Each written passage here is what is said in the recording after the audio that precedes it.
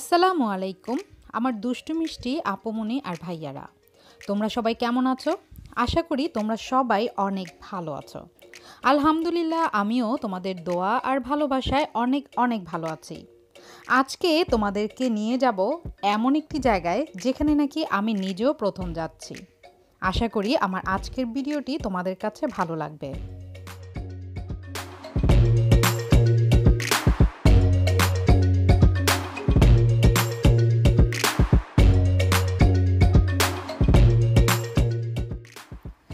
আমি তোমাদেরকে সিলেট শহর, সিলেটের গ্রাম সব কিছুই তোমাদের সাথে শেয়ার করেছি।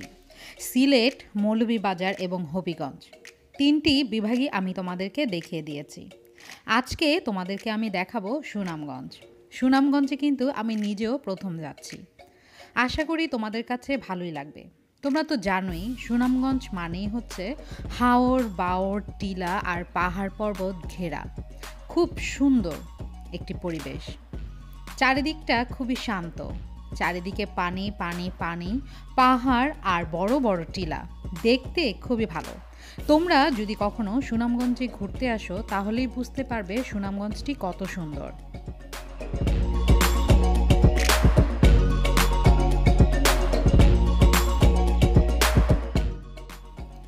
সুনামগঞ্জ শুধু যে সৌন্দর্যের জন্যই সবার কাছে পরিচিত তা কিন্তু নয়। সুনামগঞ্জ সবার কাছে পরিচিত আর একটি কারণ হচ্ছে এখান থেকে অনেক বড় বড় সাংস্কৃতিক ব্যক্তিত্ব জন্মগ্রহণ করেছে, যার মধ্যে প্রথম এবং প্রধান হচ্ছে হাসন রাজা। আমরা কিন্তু অনেকেই জানি হাসন রাজার কথা। উনি অনেক অনেক কিছুই গান লিখেছেন, গেয়েছেন এবং অনেক সামাজিক উন্নয়নমূলক কাজ করে গিয়েছেন।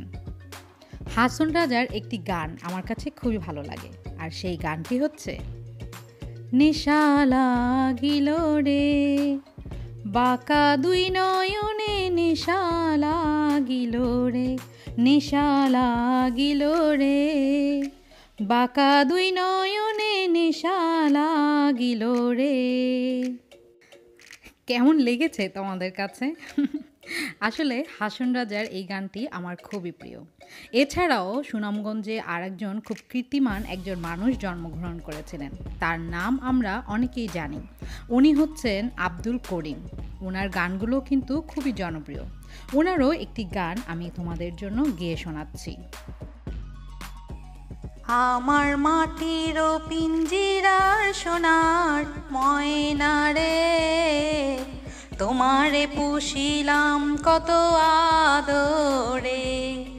আমার মাটির পিঞ্জিরার সোনার ময়না রে, তোমারে পুষিলাম কত আদরে। তুমি আমার, আমি তোমারে আশা রেখে, তুমি আমার, আমি তোমারে আশা রেখে, তোমারে পুষিলাম কত আদরে, তোমারে পুষিলাম কত আদরে।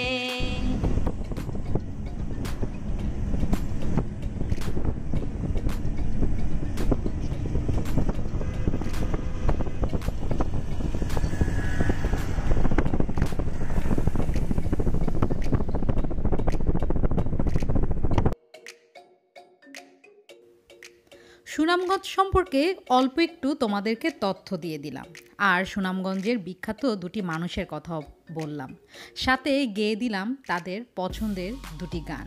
জানি না তোমাদের কাছে কেমন লেগেছে। তোমাদের কাছে কেমন লেগেছে সেটা অবশ্যই আমাকে কমেন্টসের মাধ্যমে জানিয়ে দিবে।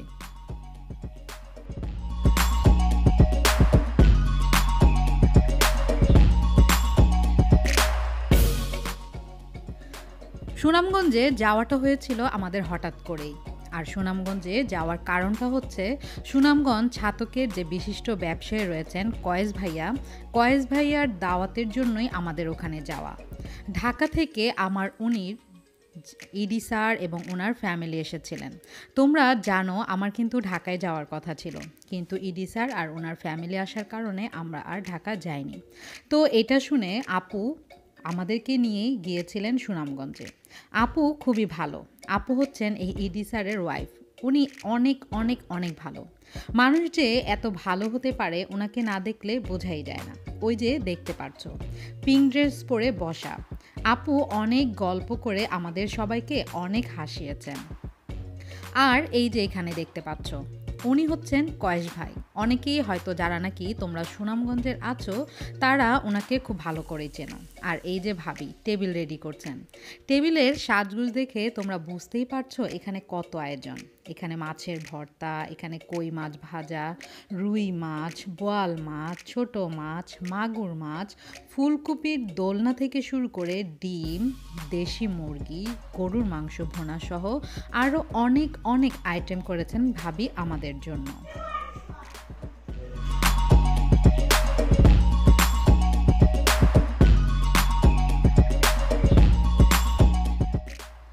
এত আয়োজন দেখে পেটের পাশাপাশি মনটাও কিন্তু ভরে গিয়েছিল।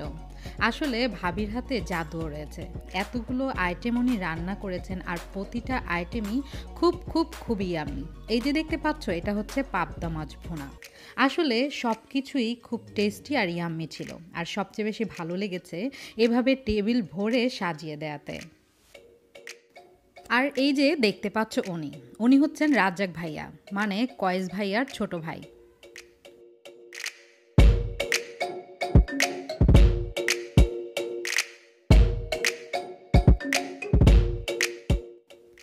এই যে দেখতে পাচ্ছ প্লেট হাতে, উনি হচ্ছেন উনির যে কোম্পানি রয়েছেন, মানে আমি কোম্পানিটার নাম বলবো না, সেই কোম্পানির ED sir Khorshed Alam sir.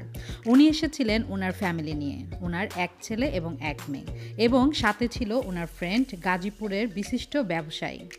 আসলে সবাই মিলে ঘোরার মজাই আলাদা, আনন্দটা যেন দ্বিগুণ হয়ে যায়। আর ওনারা খুবই ভালো। একসাথে যখন ঘুরেছি তখন মনেই হয়নি উনি একটা কোম্পানির হেড।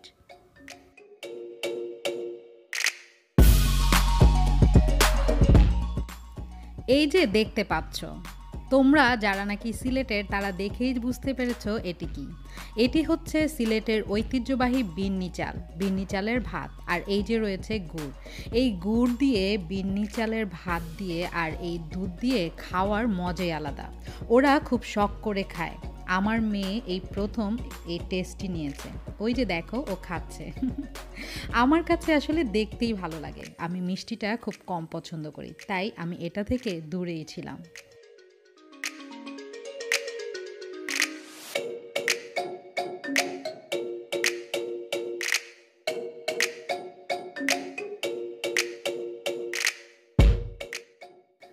খাওয়া দাওয়ার পর্ব শেষ করে কিছুক্ষণ রেস্ট নিয়ে চলে এসেছিলাম বাইরে। তোমরা তো জানোই নদী, হাওর বাওর, টিলা আর পাহাড় ঘিরেই রয়েছে সুনামগঞ্জ। আর যেহেতু এই নদী আর হাওর বাওরের রাজ্যে এসেছি, তাহলে নৌকা ভ্রমণ না করে কি বাসায় ফেরা যায় বলো? যেই ভাবা সেই কাজ। আমরা সব ফ্যামিলি মিলে চলে গিয়েছিলাম নদীর পাড়ে।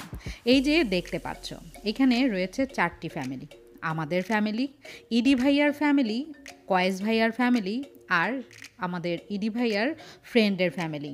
এই যে দেখলে বাচ্চা বাহিনী, ওরা তো আমার খুবই ভক্ত হয়ে গিয়েছিল, কারণ ওদের সাথে অনেকক্ষণ দৌড়াদৌড়ি করেছি, খেলাধুলা করেছি, খুবই এনজয় করেছি।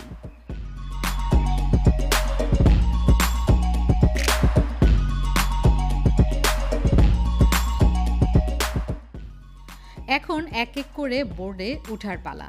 এই যে দেখতে পাচ্ছ উনি হচ্ছেন কয়েস ভাইয়ার মিসেস। ভাবিও হাই করে দিল তোমাদের সবাইকে। এখন নৌকা ভ্রমণ শুরু। মাঝি নাও ছাড়িয়া দে রে মাঝি পাল উড়াইয়া দে, গা রে মাঝি গা কোনো গান। এটা অবশ্য ডিজিটাল নৌকা। এখানে মাঝি আছে, নৌকা আছে, কিন্তু বৈঠা নেই, কারণ এটি চলে ইঞ্জিন দিয়ে।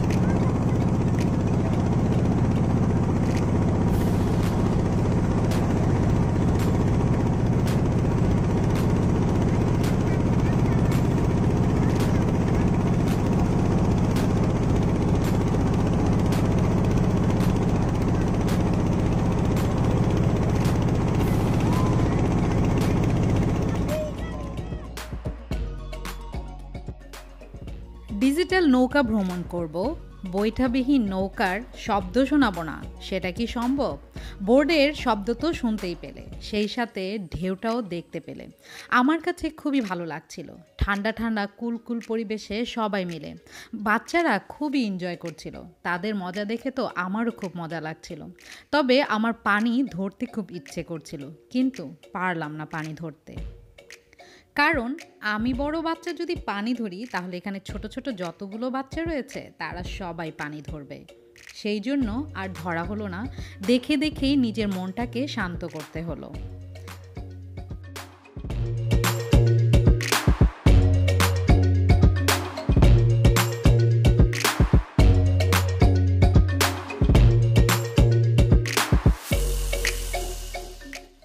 অপূর্ব সুন্দর এই দৃশ্যগুলো তোমরা একটু উপভোগ করো, দেখো মনোযোগ দিয়ে এবং শোনো কানটা খোলা রেখে।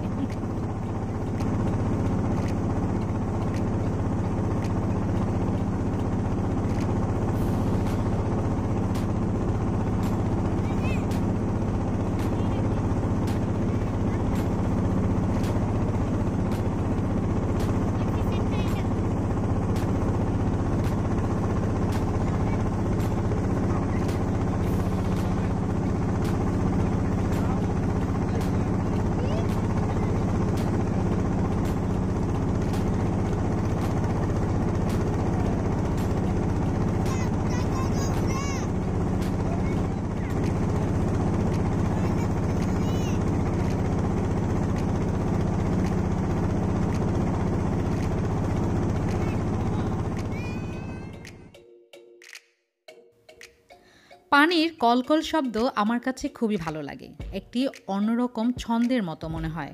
আমার কাছে ভালো লাগে বলেই তোমাদের কাছে শেয়ার করলাম পানির শব্দটি। আশা করি তোমাদের কাছেও ভালো লাগবে। ওই যে ব্রিজটি দেখতে পেলে, এটি নির্মাণ করা হচ্ছে ছাতকবাসীর জন্য, যেন এই পাশের মানুষ ওই পারে যেতে পারে আর ওই পারের মানুষ এই পারে আসতে পারে। ছাতক সম্পর্কে তোমরা নিশ্চয়ই অনেকে জানো। ছাতককে ঘিরে গড়ে উঠেছে অনেক বড় বড় ব্যবসা প্রতিষ্ঠান। তার মধ্যে এটি হচ্ছে একটি বড় কোম্পানির সিমেন্ট ফ্যাক্টরি। উনি যে কোম্পানিতে জব করেন সেটি হচ্ছে একটি গ্রুপ অফ ইন্ডাস্ট্রি। ওইটার ফ্যাক্টরি অবশ্যই এখানে না, ওটার ফ্যাক্টরি হচ্ছে সোনারগাঁ, আর সেটা খুব নাম করা একটি গ্রুপ অফ ইন্ডাস্ট্রি।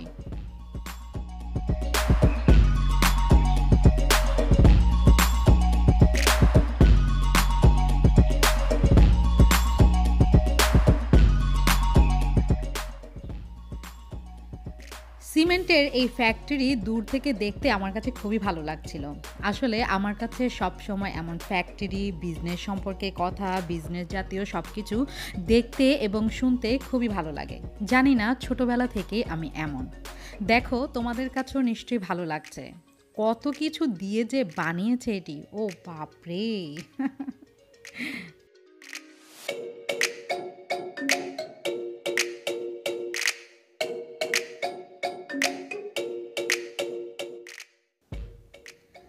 পুরনো কথা নতুন করে বলেই হয়নি তোমাদেরকে, তো নতুন করে বলে নেই তোমাদেরকে। সেটি হচ্ছে, তোমরা যারা আমার ভিডিওটি প্রথম দেখছো তারা অবশ্যই আমার চ্যানেলটি সাবস্ক্রাইব করে বেল আইকনটি ক্লিক করে নিবে, যেন আমি ভিডিও আপলোড করার সাথে সাথে তোমরা পেয়ে যাও এবং সুন্দর সুন্দর ভিডিও দেখতে পারো। সিলেট, সুনামগঞ্জ, মৌলভীবাজার, হবিগঞ্জ আর ঢাকা তো রয়েছেই, কারণ আমি সিলেটি বউ আর ঢাকাইয়া মাইয়া বলে কথা। আর তোমরা যারা সব সময় আমার ভিডিও দেখে সুন্দর সুন্দর কমেন্টস করে আমাকে উৎসাহ দাও, তাদের জন্য আমার অন্তরের অন্তঃস্থল থেকে রয়েছে অনেক অনেক দোয়া আর ভালোবাসা।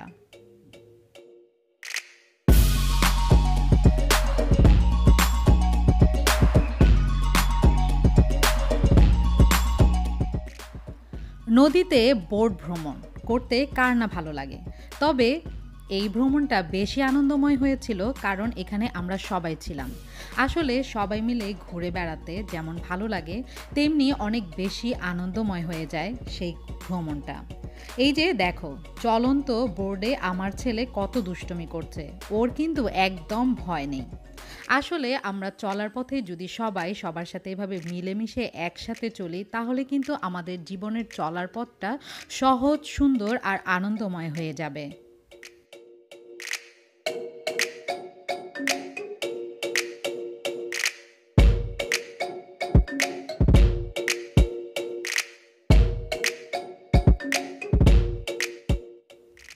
সূর্য ডুবুডুবু, অন্ধকার চাদরে ঢেকে যাচ্ছে আমাদের এই পৃথিবী। আর এই অন্ধকারে নিজের ফিরে যাওয়ার সময় চলে এসেছে। এখন চলে যাচ্ছি আমরা আমাদের গন্তব্যে, আমাদের নীড়ে। দিন শেষে সবাইকে এভাবে ফিরে আসতে হয় তার আপন নীড়ে। আমিও তোমাদের কাছ থেকে এখান থেকে বিদায় নিয়ে নিচ্ছি। তোমরা সবাই ভালো থেকো, সুস্থ থেকো, সুন্দর থেকো। আমার জন্য বেশি বেশি দোয়া করো। আর আমার ভিডিওটি তোমাদের কেমন লেগেছে সেটা অবশ্যই আমাকে কমেন্টসের মাধ্যমে জানিয়ে দিবে। তোমাদের জন্য অনেক অনেক দোয়া আর ভালোবাসা রইল আমার এই অন্তরের অন্তঃস্থল থেকে। আল্লাহ হাফেজ।